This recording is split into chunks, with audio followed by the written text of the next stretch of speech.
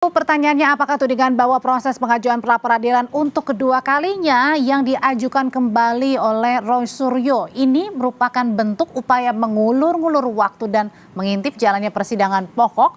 Untuk membahas kebenarannya sudah bergabung bersama saya di Sapa Indonesia Malam. Sudah ada Abdul Ghafur Sangaji selaku pengacara Roy Suryo. Bang Sangaji, selamat malam. Selamat malam Mbak Audrey. Mas Roy sehat? Alhamdulillah sehat.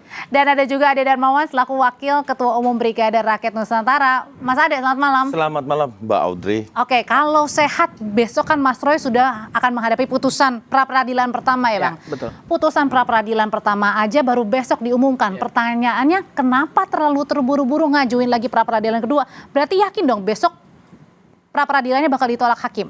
Kami yakin besok pra-peradilan kami diterima. Kalau diterima, kenapa harus pengajuan kedua? Karena objeknya berbeda. Oke. Ya, jadi tidak ada nebis in idem ya.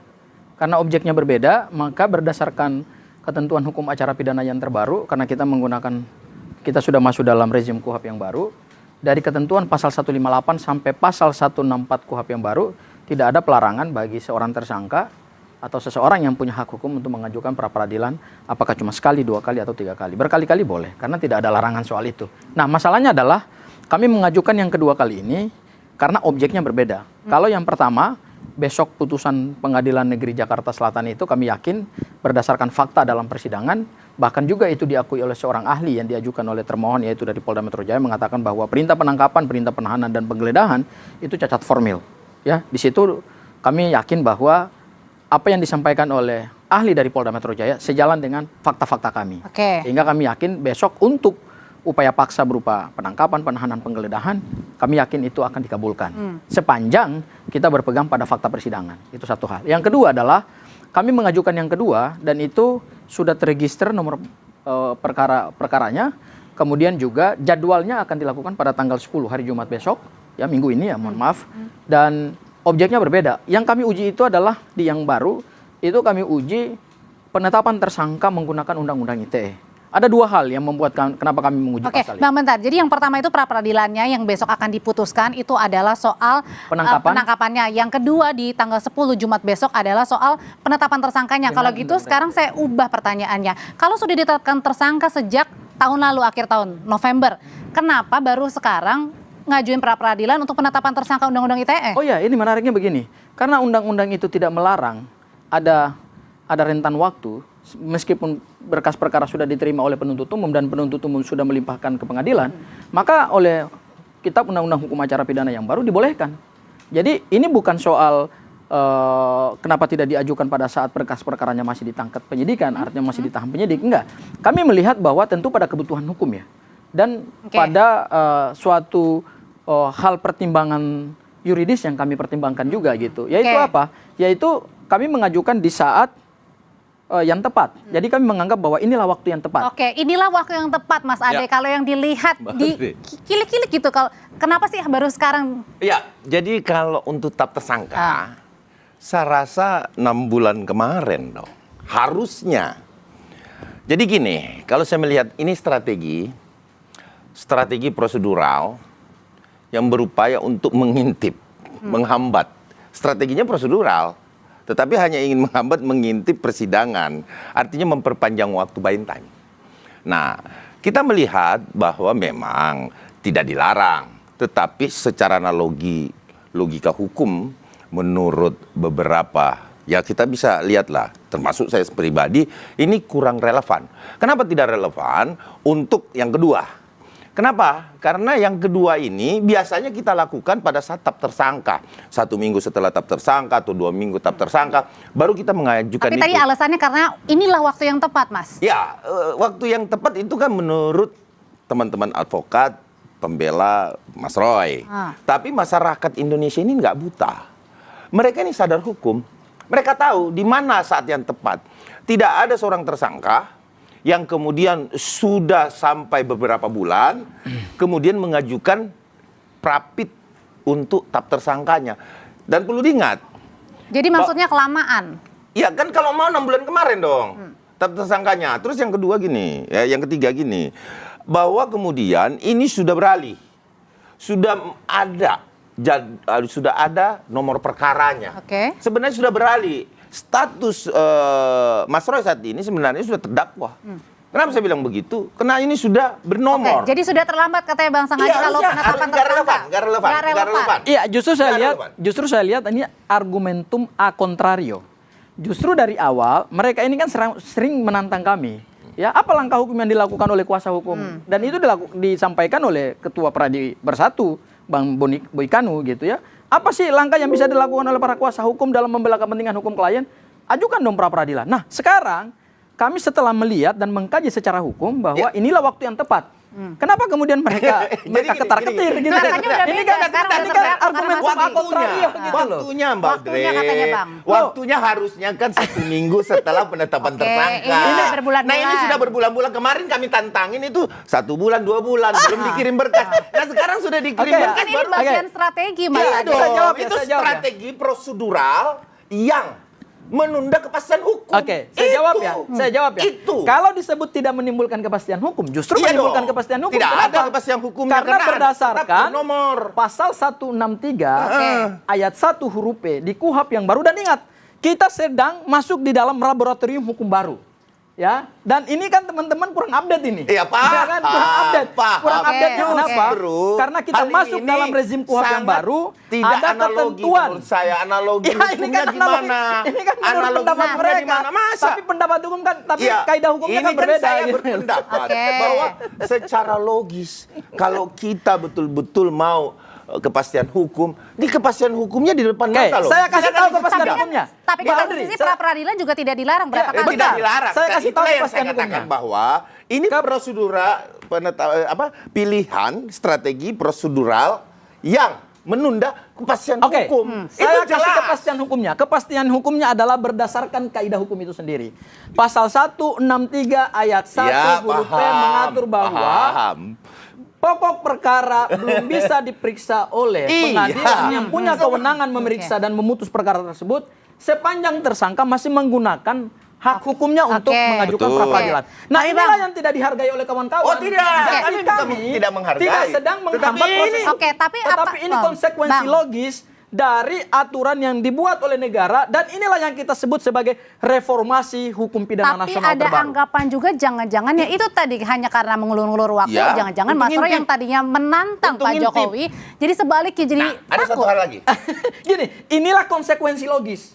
Jadi ketika seorang tersangka menggunakan hak hukumnya yang diberikan oleh undang-undang, kemudian ada penundaan pemeriksaan pokok perkara, ya itu konsekuensi. Jadi menggunakan haknya bukan karena takut. Bukan, kami sedang menggunakan kaidah dan hak itu sudah diberikan negara. Karena gini, di dalam KUHP yang baru, jangan-jangan barang buktinya ini belum kekumpul semua nih. Sebentar, nanti saya jelaskan. Di dalam KUHP yang baru dijelaskan bahwa selain hak tersangka diperkuat, ingat, hukum acara pidana yang baru ini justru memperkuat lembaga pra peradilan. Karena lembaga pra peradilan yang itu biasanya jaksa melakukan manuver dan atraksi atau melakukan strategi dengan dia buru-buru mengirimkan berkas perkara ke pengadilan, sehingga pada saat tersangka mengajukan pra peradilan itu otomatis gugur. Nah, di KUHP yang baru ini alhamdulillahnya negara telah menghapus ketentuan itu. Oke, gimana Mas? Bang Sangaji mengatakan prosedural dan lain sebagainya. Oke lah, ya. Karena memang ini prosedural, Bang. Oke, kita dengerin dulu. Menghambat, itu prinsipnya.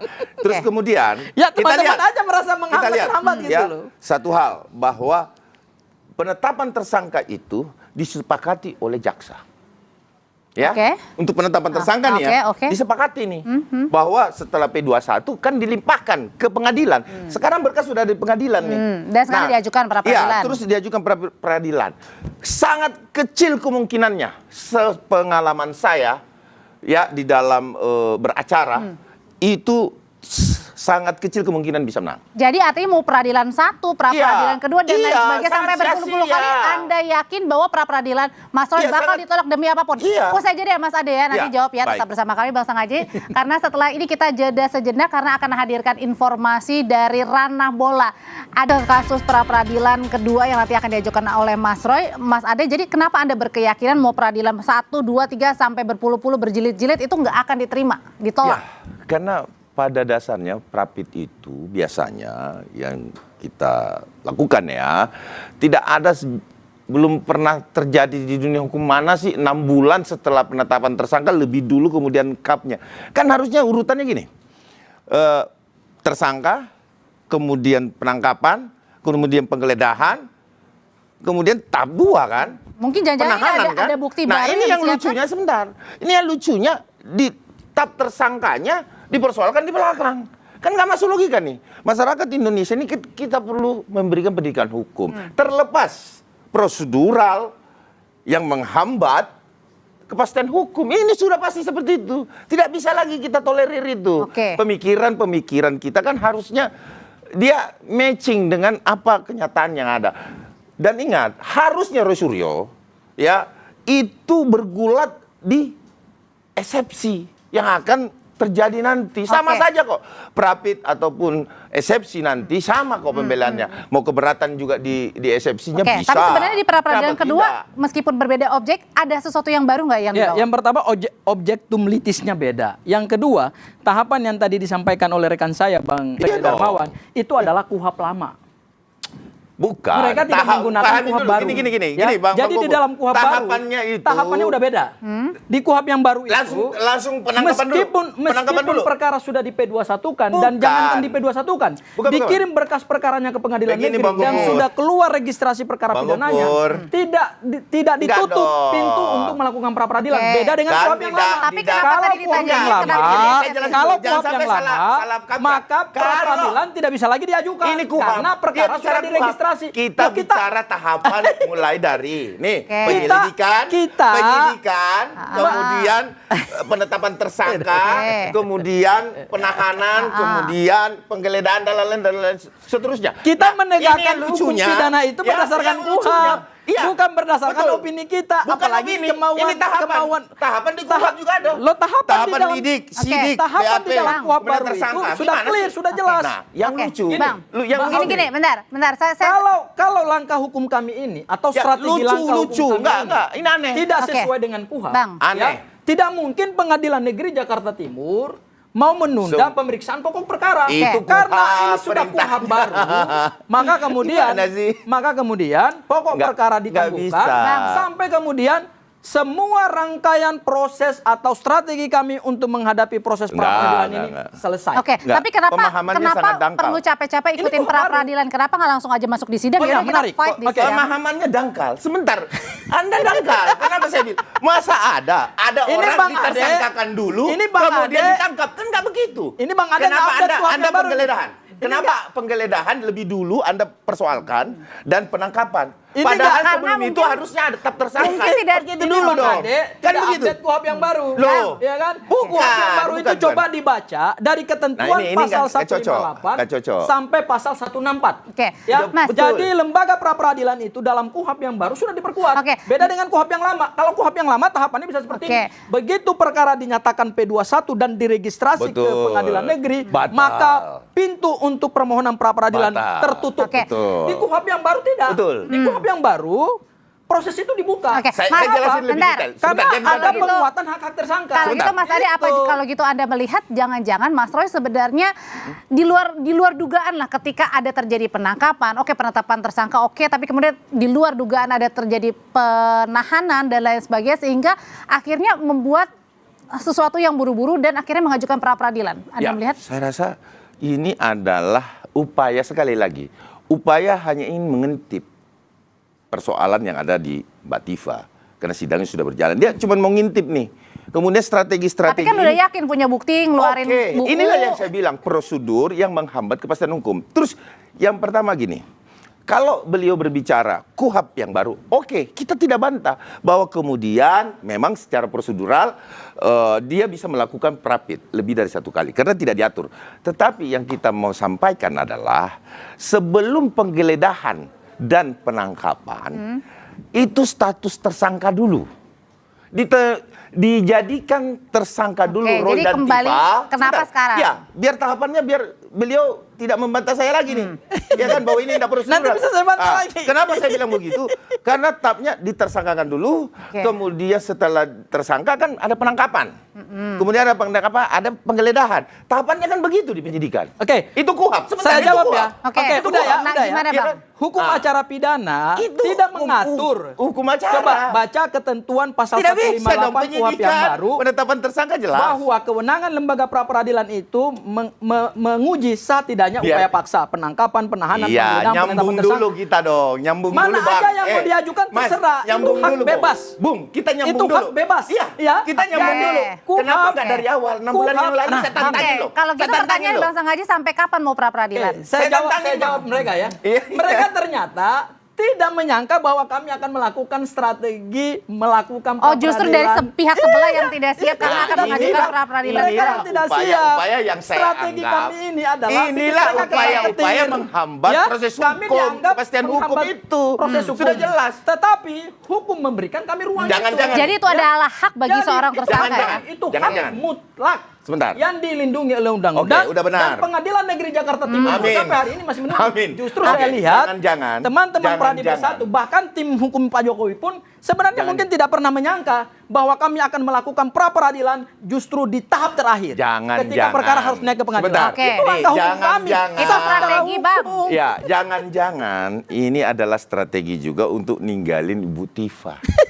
Kenapa saya Orang bilang masih begitu? solid katanya kok. Ya, belum tentu. Perkara Bu Misalkan Tifa dan perkara Ibu Mas Tifa Roy nanti itu udah bisa split saja. berkas. Roy nanti Dakwaannya ketika berbeda, melihat dakwaannya nomor perkara memang pidananya bisa berbeda, dibuktikan Ibu Tifa. hakimnya berbeda, Maka dia bisa saja jaksa penuntut umumnya pura-pura juga minta bisa maaf. berbeda.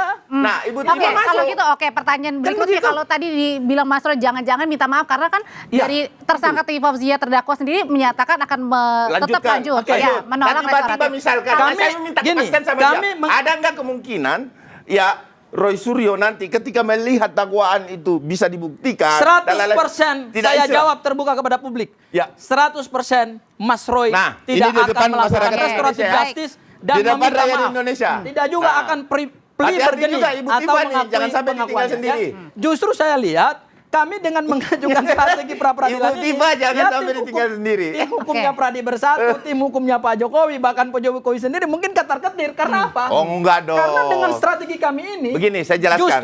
justru akan semakin menarik pertandingan Ya. ini gitu loh. Oke. Sebentar, saya Artinya jelaskan. sidangnya Oke. Bu Saya Tifa jelaskan. tetap jalan, Oke. Ya. tetapi kami juga punya strategi lain. Tidak ada Dan itu sah dakwaan. secara hukum. Sebentar. Dan itu dibolehkan secara hukum. Oke. Dan Wait, itu sebentar. harusnya dihormati oleh semua. semua Nah, menghormati. harusnya Bahkan dihormati Pengadilan Mas Ade, Negeri Jakarta jangan Timur pun disangka. menghormati itu. Ya. Harusnya teman-teman Pradi Bersatu sebagai organisasi advokat Ya, juga kita menghormati menghargai. langkah-langkah Kita hukum yang kami menghormati. sebagai advokat melakukan itu gitu loh. Ya, kita menghormati. Nah, Cuman alhamdulillah ada kami sudah satu. menghormati. Kita menghormati Nah, hal-hal kalau seperti menghormati itu. konsisten Dan gitu itu loh. perlu Ya. kita sebentar, saya pengen menjelaskan satu hal, bahwa dakwaan itu tidak bisa keluar daripada konteks pembuktian.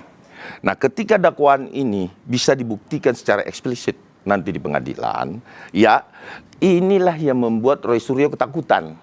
Kenapa? Karena dakwaan ini akan terbukti dengan sendirinya. Tugas jaksa penuntut umum membuktikan dakwaannya. Nah, semua ini firm. Meskipun sebenarnya Mas Roy menggunakan haknya sebagai Ya, walaupun menggunakan tersangka. hak, tapi ini sebenarnya yang ketar-ketir sebelah. Oke. Kenapa? Tidak bisa dibantah itu. Karena bisa dibuktikan dakwaan itu oleh jaksa penuntut umum. Hati-hati di sini. Jadi sidang ini 12 masih- dan 8 tahun loh. Jadi sidang ini masih panjang Oke. ya, ada Oh, tentunya, pra-peradilan, ada tentunya. sidang Ini berikutnya. hati-hati. Oke, Mbak Audrey, gini. Singkat aja Mas. Iya, Soal nggak bisa. pemeriksaan pokok perkara, Oke. kami sama sekali tidak takut. Takut. Soal dakwaan, Fair aja ini lah. kan, Ya kan? ini kan Fair aja lah. jadi argumen Oke, yang baik. akhirnya kan Iya. tidak mendidik publik juga Loh, gitu. mendidik. Bahwa Kenapa? dakwaan jaksa penuntut Logikanya. umum harus diuji dulu. Oke, logikanya. baik. Bahkan kami Logikanya yakin kita lihat. bahwa Oke, pasal baik. 32 dan Sudah pasal kita tangkap 35 pesannya. Undang-Undang ITE itu adalah Oke. entertain pasal Kita lihat dari nih. terlapor, Ini bakal kalah. Oke. dari pelapor kepada Oke. aparat penegak hukum dan kemudian itu pasal seludupan sehingga bisa Besok, melakukan penangkapan dan penahanan. Ya, setelah putusan, siap-siap Mahkamah Agung. Kami akan menyurat lagi ke Mahkamah Agung untuk meninjau kembali Dan tentang tidak tidak boleh, ditahannya tidak boleh mereka. aparat Oke, penegak baik, hukum kalau dan gitu jaksa sudah kita penegak tangkap hukum pesannya. diintervensi Oke. dan Berarti kita paksa tinggal untuk tunggu. melakukan permohonan Tidak penangkapan ada dan penahanan. yang Itu bisa tidak boleh. Kita intervensi. tunggu Itu besok adalah hak putusannya. prerogatif dari Putusan aparat pra-peradilan penegak pertama hukum. jam berapa Iya. Bang besok? Jam berapa besok? Jam 1. Jam 1 kita tunggu besok ya. Terima kasih Bang Sanghaji. Mas Ade terima Ya, kasih. makasih, Selamat malam Mbak Bapak-Bapak. Audrey. Ya, terima kasih. Saudara tetap bersama kami di Sapa Indonesia Malam, warga Iran.